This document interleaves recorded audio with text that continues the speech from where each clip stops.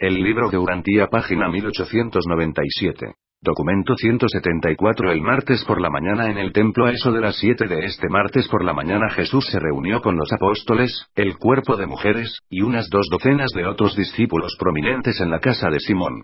En esta reunión se despidió de Lázaro, dándole esa instrucción que le llegó tan pronto después a huir a Filadelfia en Pérea, donde más tarde se relacionó con el movimiento misionero que tenía su central en esa ciudad.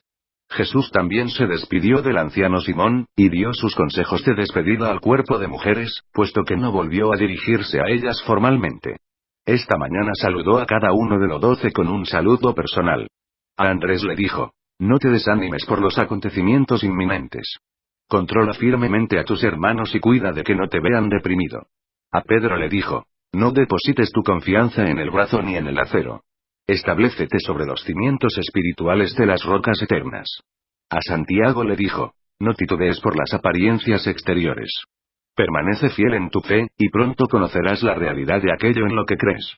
A Juan le dijo: sé tierno. Ama aún a tus enemigos. Sé tolerante. Y recuerda que yo te he confiado muchas cosas. A Natanael le dijo: no juzgues por las apariencias. Permanece firme en tu fe aun cuando todo parezca esfumarse. Sé fiel a tu misión de embajador del reino. A Felipe le dijo: no te dejes conmover por los acontecimientos inminentes. Permanece inmutable, aun cuando no puedas ver el camino. Sé leal a tu juramento de consagración. A Mateo le dijo: no olvides la misericordia que te recibió en el reino. Que ningún hombre te quite tu recompensa eterna. Así como has resistido las inclinaciones de la naturaleza mortal, disponte a ser constante. A Tomás le dijo: aunque sea muy difícil, ahora debes caminar por lo que crees y no por lo que ves. No tengas dudas de mi habilidad para completarla, obra que he comenzado, hasta que finalmente veré a todos mis fieles embajadores en el reino más allá. A los gemelos Alfeo les dijo: no permitáis que las cosas que no podéis comprender os sobrecojan. Sed fieles al afecto de vuestro corazón y no coloquéis vuestra confianza ni en grandes hombres ni en la actitud cambiante de la gente. Aliaos con vuestros hermanos. A Simón el celote le dijo: Simón, puedes estar sobrecogido por la desilusión, pero tu espíritu se elevará por sobre todas las cosas que te puedan suceder. Lo que no pudiste aprender de mí, mi espíritu te lo enseñará. Persigue las realidades verdaderas del espíritu y deja de ser atraído por las sombras irreales y materiales.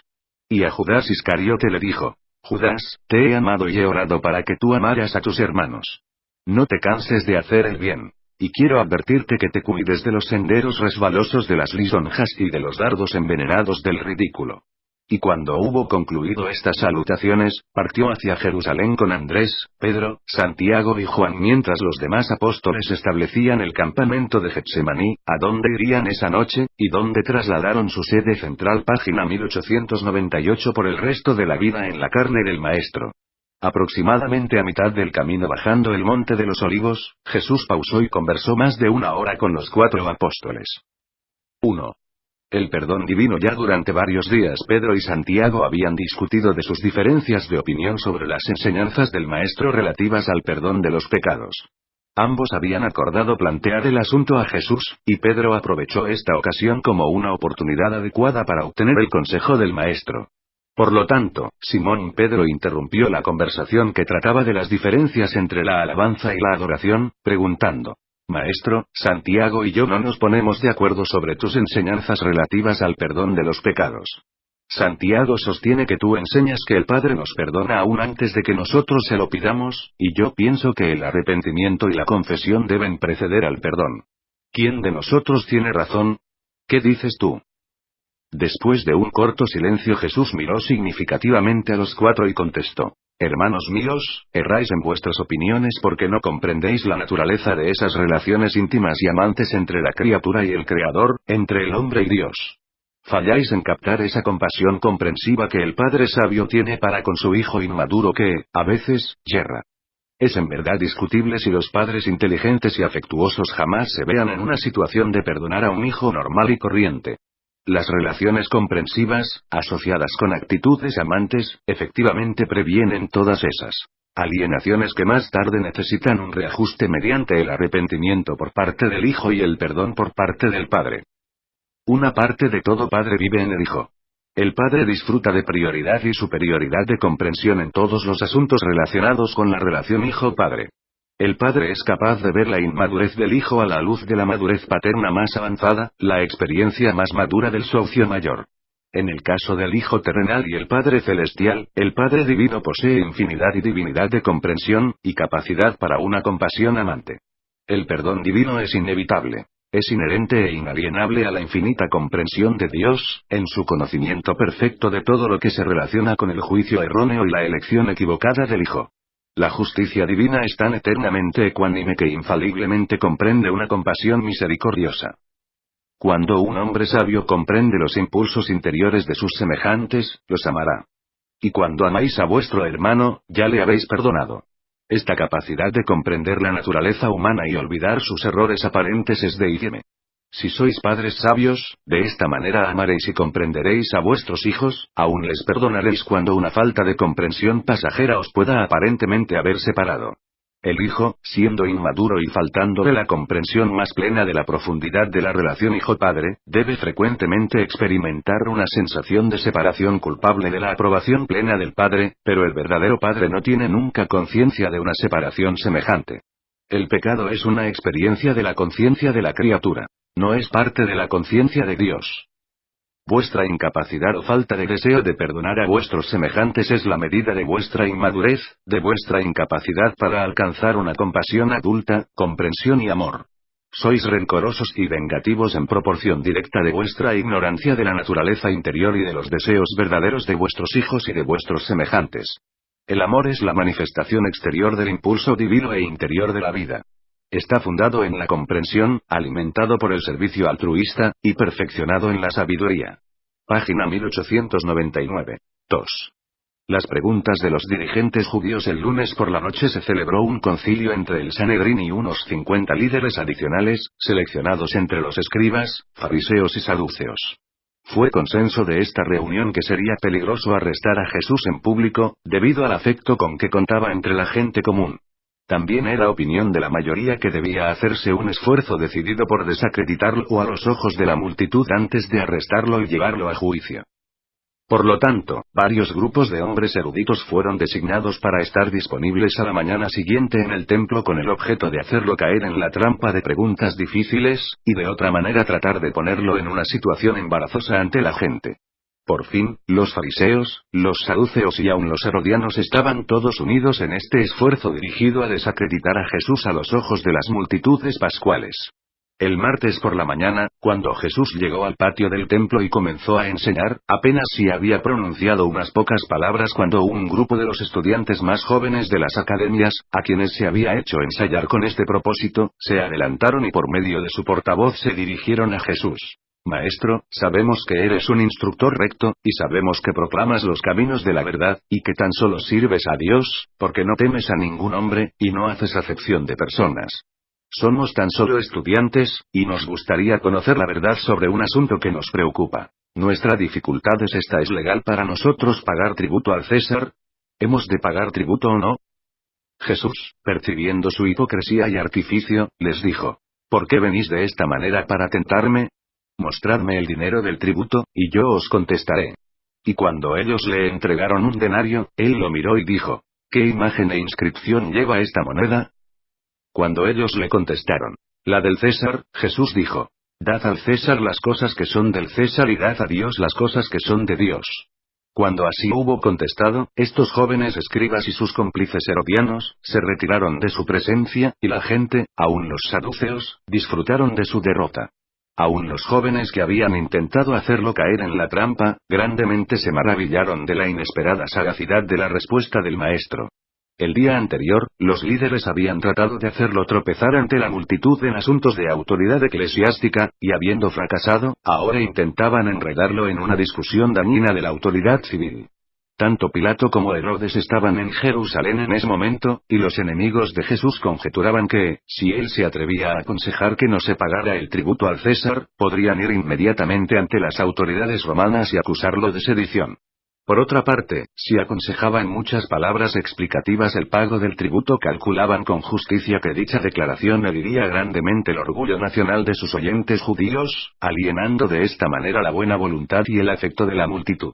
En todo esto, los enemigos de Jesús fueron derrotados, puesto que era regla bien conocida del Sanedrín, establecida para guiar a los judíos dispersos entre las naciones gentiles, que el derecho de acuñar monedas conllevaba el derecho de cobrar impuestos. De esta manera Jesús había evitado la trampa.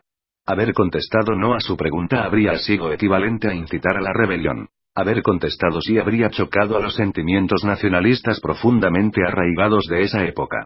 El maestro no evadió la pregunta. Meramente empleó la sabiduría de ofrecer una respuesta doble. Jesús nunca fue evasivo, pero siempre fue sabio en su trato con los que trataban de turbarlo y de destruirlo. Página 1903. Los saduceos y la resurrección. Antes de que Jesús pudiera comenzar con su enseñanza, otro grupo se adelantó para hacerle preguntas, esta vez, un grupo de saduceos instruidos y astutos. Su portavoz, acercándosele, dijo: Maestro, Moisés dijo que si un hombre casado moría sin dejar hijos, su hermano se casaría con la mujer y levantaría descendencia a su hermano muerto. Ahora bien, ocurrió que cierto hombre que tenía 6 hermanos murió sin dejar hijos. El hermano siguiente se casó con su mujer, pero también murió muy pronto, sin dejar hijos. Del mismo modo el segundo hermano tomó a la mujer, pero también murió sin dejar descendencia. De la misma manera los 6 hermanos se casaron con ella, y los 6 murieron sin dejar hijos. Luego, después de todos ellos, murió también la mujer. Ahora bien, lo que nosotros quisiéramos preguntarte es esto: en la resurrección, ¿de quién será ella esposa, puesto que los 7 hermanos la han poseído? Jesús sabía, y también lo sabía la gente, que estos saduceos no eran sinceros al hacer esta pregunta, porque no era probable que realmente pudiera ocurrir este caso. Además, esta práctica de los hermanos de un muerto que tratan de hacer hijos en su nombre, estaba prácticamente abandonada en esta época entre los judíos. Sin embargo, Jesús condescendió a contestar esta pregunta maliciosa. Dijo: Erráis al hacer estas preguntas, porque no conocéis ni las Escrituras ni el poder vivo de Dios. Sabéis que los hijos de este mundo pueden casarse y pueden ser dados en matrimonio, pero parece que no comprendéis que los que son considerados merecedores de alcanzar los mundos venideros, mediante la resurrección de los rectos, ni se casan ni son dados en matrimonio. Los que experimentan la resurrección de los muertos son más parecidos a los ángeles del cielo, y nunca mueren. Estos seres resurrectos son eternamente los hijos de Dios. Son los hijos de la luz resucitados al progreso de la vida eterna. Y aun vuestro padre Moisés comprendió esto porque, en relación con sus experiencias junto a la zarza ardiente, él oyó al Padre decir: Yo soy el Dios de Abraham, el Dios de Isaac, y el Dios de Jacob. Así pues, juntamente con Moisés, yo declaro que mi Padre no es el Dios de los muertos sino el de los vivos. En él todos vosotros vivís, os reproducís, y poseéis vuestra existencia mortal. Cuando Jesús hubo terminado de contestar estas preguntas, los saduceos se retiraron, y algunos de los fariseos tanto se olvidaron de sí mismos como para exclamar: es verdad, maestro, has contestado bien a estos saduceos incrédulos. Los saduceos no se atrevieron a hacerle más preguntas, y la gente común se maravilló de la sabiduría de sus enseñanzas. Jesús apeló tan solo a Moisés en este encuentro con los saduceos solo porque esta secta político-religiosa reconocía solamente la validez de los 5 así llamados libros de Moisés. Ellos no creían que las enseñanzas de los profetas fueran admisibles como base para los dogmas de la doctrina. El maestro en su respuesta, aunque afirmando positivamente el hecho de la sobrevivencia de las criaturas mortales por la técnica de la resurrección, no habló de ninguna manera con aprobación de las creencias fariseas de la resurrección del concreto cuerpo humano. El concepto que Jesús deseaba acentuar era que el Padre había dicho: Yo soy el Dios de Abraham, Isaac y Jacob, no yo era su Dios. Los saduceos habían querido someter a Jesús a la influencia nefasta del ridículo, sabiendo muy bien que la persecución en público crearía con toda seguridad más simpatía hacia él en la mente de la multitud. Página 1901. 4. El gran mandamiento. Otro grupo de saduceos había sido instruido para enredar a Jesús en preguntas sobre los ángeles, pero cuando contemplaron la suerte de sus compañeros que habían tratado de hacerlo caer en la trampa con las preguntas relativas a la resurrección, con mucho tino decidieron permanecer callados. Se retiraron sin hacer preguntas. Era el plan premeditado de los confederados fariseos, escribas, saduceos y herodianos plantear preguntas engorrosas durante todo el día con la esperanza de desacreditar de esta manera a Jesús ante la gente y al mismo tiempo de prevenir efectivamente que él tuviera tiempo para la proclamación de sus enseñanzas perturbadoras. Entonces se adelantó uno de los grupos de los fariseos para hacerle preguntas embarazosas y el portavoz, señalando hacia Jesús, dijo: Maestro, soy abogado, y me gustaría preguntarte cuál, en tu opinión, es el mandamiento más grande. Jesús respondió: Existe tan solo un mandamiento, y ese mandamiento es el más grande de todos, y ese mandamiento es: Oye, Israel, el Señor nuestro Dios, el Señor uno es. Y amarás al Señor tu Dios de todo tu corazón y con toda tu alma, con toda tu mente y con toda tu fuerza. Este es el primero y el gran mandamiento. Y el segundo mandamiento es como el primero. En efecto, de él surge directamente, y es: amarás a tu prójimo como a ti mismo. No hay otros mandamientos más grandes que estos. Sobre estos dos mandamientos se apoyan toda la ley y los profetas. Cuando el abogado percibió que Jesús había respondido no solo de acuerdo con el concepto más elevado de la religión judía, sino que también había respondido sabiamente a los ojos de la multitud reunida, pensó que la mejor actitud era alabar abiertamente la respuesta del maestro. Por lo tanto dijo: En verdad, maestro, bien has dicho que Dios es uno y que no hay otro fuera de él. Y que amarlo de todo corazón, con toda comprensión y fuerza, y también amar al prójimo como a uno mismo, es el primero y gran mandamiento. Y estamos de acuerdo de que este gran mandamiento debe considerarse mucho más que todos los holocaustos y sacrificios. Cuando el abogado contestó de esta manera tan discreta, Jesús bajó la mirada sobre él y dijo: Amigo mío, percibo que no estás muy lejos del reino de Dios. Jesús habló la verdad cuando se refirió a este abogado diciendo no estás muy lejos del reino, porque esa misma noche él fue al campamento del maestro cerca de Getsemaní, profesó su fe en el evangelio del reino, y fue bautizado por Josías, uno de los discípulos de Abner. 2 o 3 otros grupos de escribas y fariseos estaban presentes y habían tenido la intención de hacer preguntas, pero se encontraban desarmados por la respuesta de Jesús al abogado o bien los disuadió la derrota de todos los que habían intentado enredarlo. Después de esto, ningún hombre se atrevió a hacerle pregunta alguna en público. Como no hubo más preguntas, y como se estaba acercando el mediodía, Jesús no reanudó su enseñanza sino que se contentó con hacer una pregunta a los fariseos y a sus asociados. Dijo Jesús: Puesto que no hacéis más preguntas, me gustaría preguntaros una. ¿Qué pensáis del libertador? Es decir, ¿de quién es hijo? Después de una breve pausa, uno de los escribas contestó: El Mesías es el hijo de David.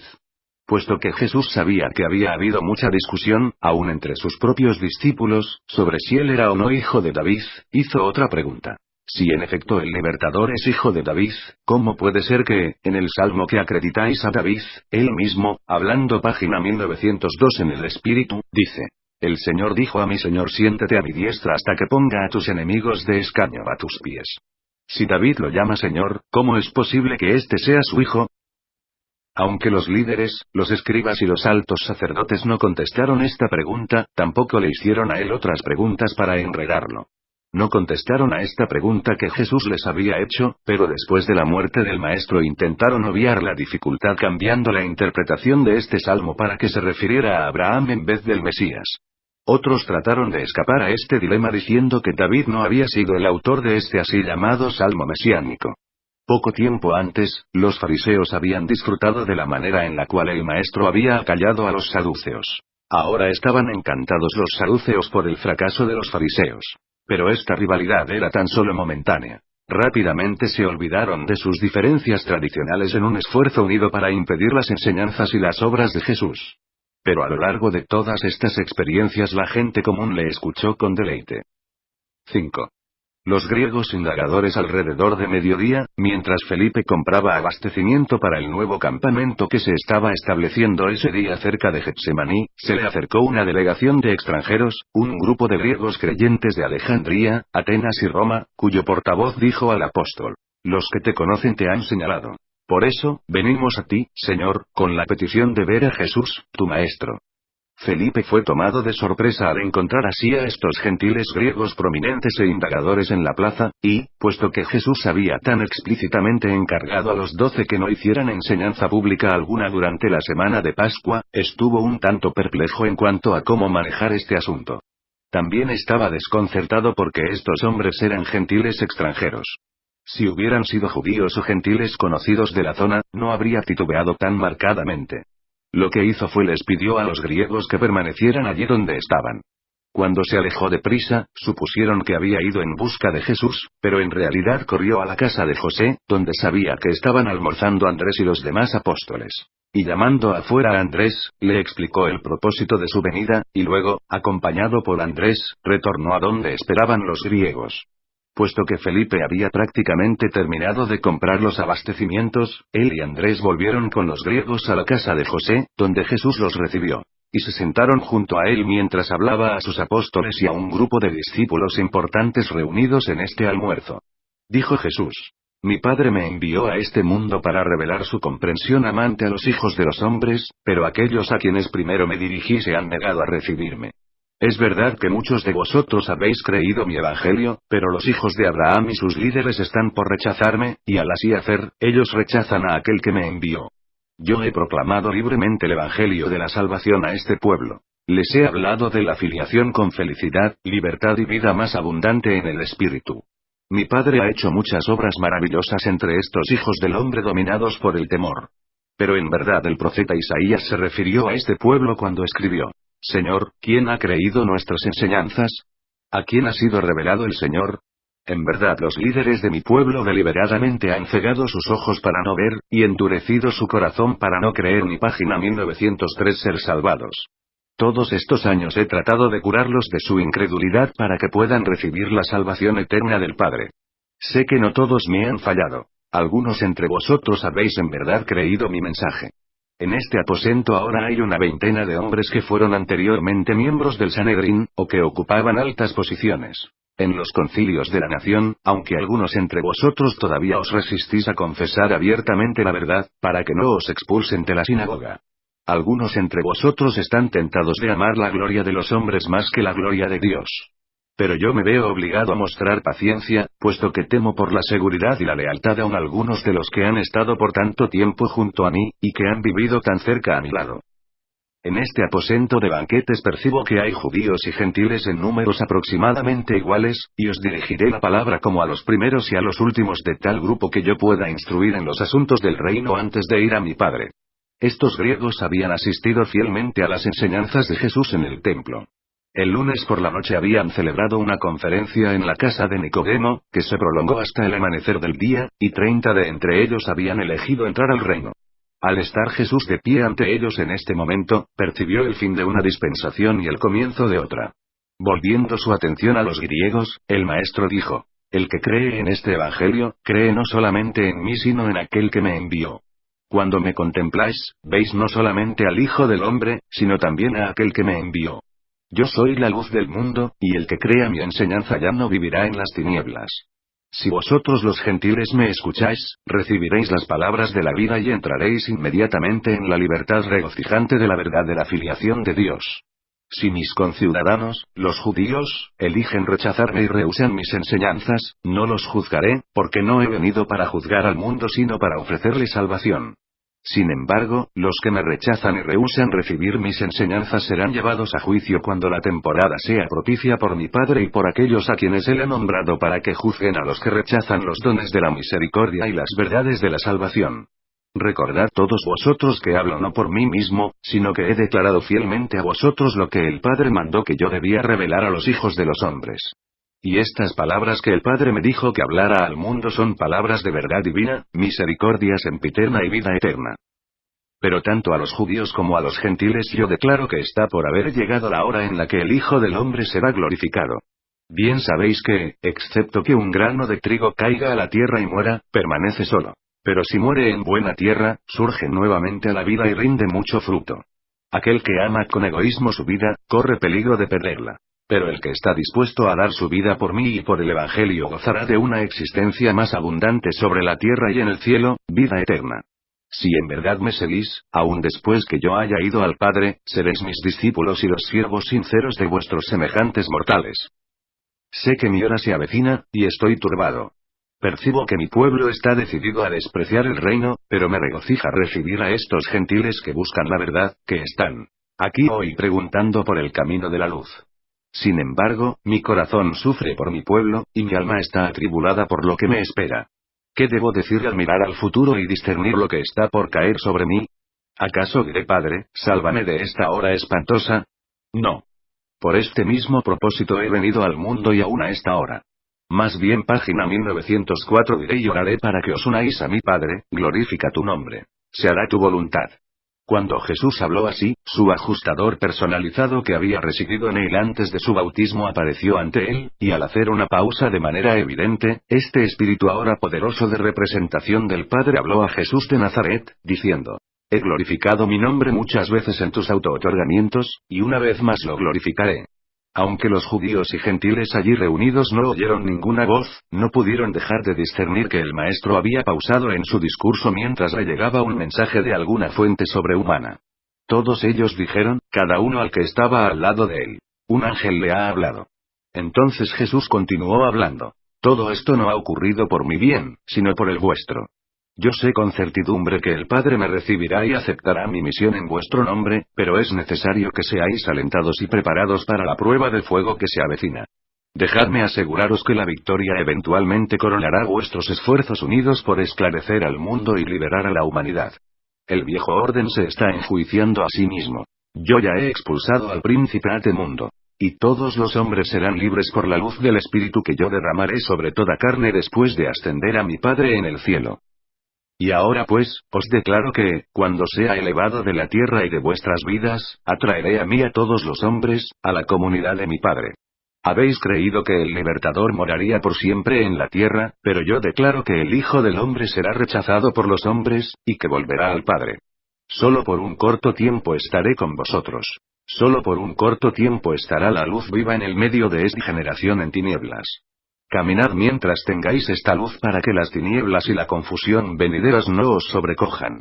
El que camina en las tinieblas no sabe a dónde va. Pero si elegís caminar en la luz, en verdad seréis, todos vosotros, hijos liberados de Dios.